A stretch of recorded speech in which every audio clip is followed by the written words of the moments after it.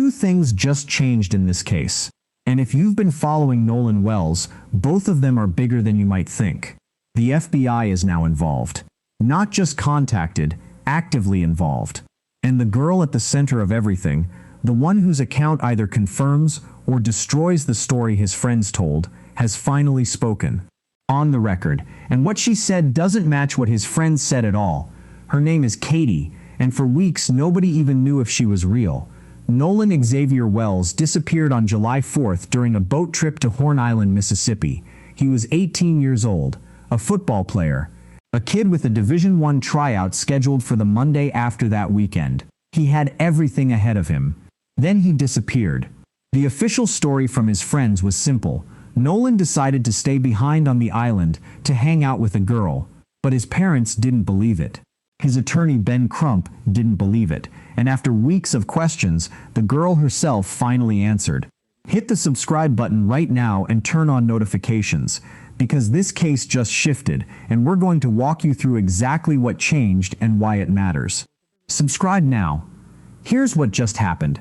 The Jackson County Sheriff's Office confirmed that the FBI is now in direct contact with investigators, not taking over, but involved, actively involved. That's a significant escalation. When a local sheriff's office brings in federal agencies, it typically means one of three things. The case is too complex to handle alone. The forensic work required goes beyond what a small department has in-house. Or there's a jurisdictional question that needs federal coordination. In this case, all three appear to be true. Witnesses spread across multiple states, an independent autopsy happening in Washington, D.C., digital evidence that needs recovering, and questions about what actually happened on an island in federal waters. The sheriff also said something different than he said before. This investigation is active, it's ongoing. That's different from his earlier language about no foul play suspected. That language drew criticism for closing the door on possibilities before basic questions were even answered. Now the tone has shifted, more measured, more procedural, more honest about what's actually known versus what's still being investigated. But here's what everyone was actually waiting for. The young woman, Katie. For weeks, the central contradiction in this case hinged on one disputed conversation. According to Ben Crump, Katie told him she thought Nolan was heading back to the boat to rejoin his friends, but Nolan's friends said the opposite. They said Nolan told them he wanted to stay behind with her. For weeks, Katie was a mystery figure, someone whose very existence was questioned. Some people online didn't even believe she was real. Then her mother spoke. Gracie McCormack, Katie's mother, posted a statement on Facebook. She confirmed Katie was the young woman with Nolan that day, and here's what Katie remembered. According to the post, Nolan's friends were pressuring him to end the conversation so he could get back on the boat. Katie had a conversation with Nolan, and based on that conversation, she assumed he was getting ready to get on the boat he'd originally arrived on. Let me be precise about what this means. Katie is saying she thought Nolan was going back to the boat, which is exactly what Crump has been saying, which is the opposite of what the friends have been saying. But here's the critical part. Katie wasn't watching to confirm he actually got on. She simply assumed it. The way anyone would. A conversation ends. A person turns and walks in a particular direction. You assume the obvious. That assumption, reasonable as it was, is the kind of small human gap that can matter enormously when tragedy happens. Katie's mother made clear something critical. Katie has no idea what happened to Nolan after they parted ways. She only knows what she believed in that moment, that he was heading toward the boat. Katie's account is coming secondhand, through her family, not a sworn statement, not a formal interview.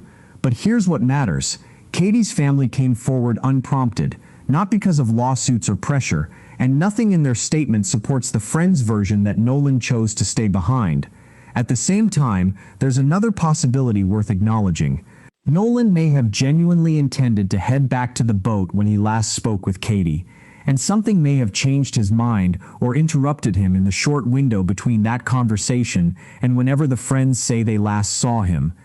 That would mean both accounts could be sincere and still not fully overlap. Just because they're describing slightly different moments minutes apart, not the exact same instant. But the pattern is becoming clear. Katie's account leans toward what Crump has been saying.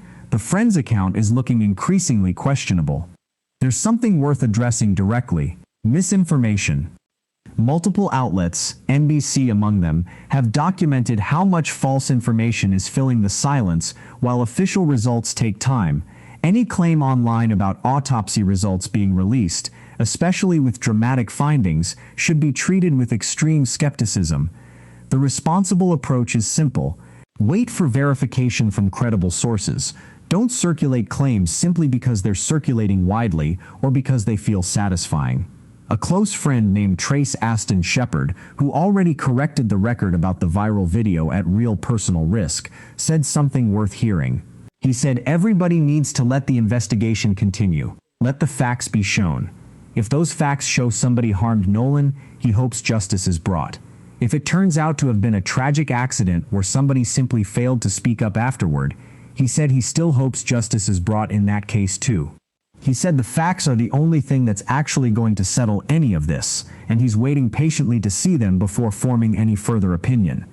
That's a notably different posture than a lot of the speculation. Shepard isn't defending his entire friend group. He's not accusing anyone either. He's asking for the same thing Nolan's parents have asked for from the beginning: actual answers instead of more theories. While all of this has unfolded, the autopsy results still haven't arrived. The state's autopsy, the independent one from Washington, D.C., both still pending.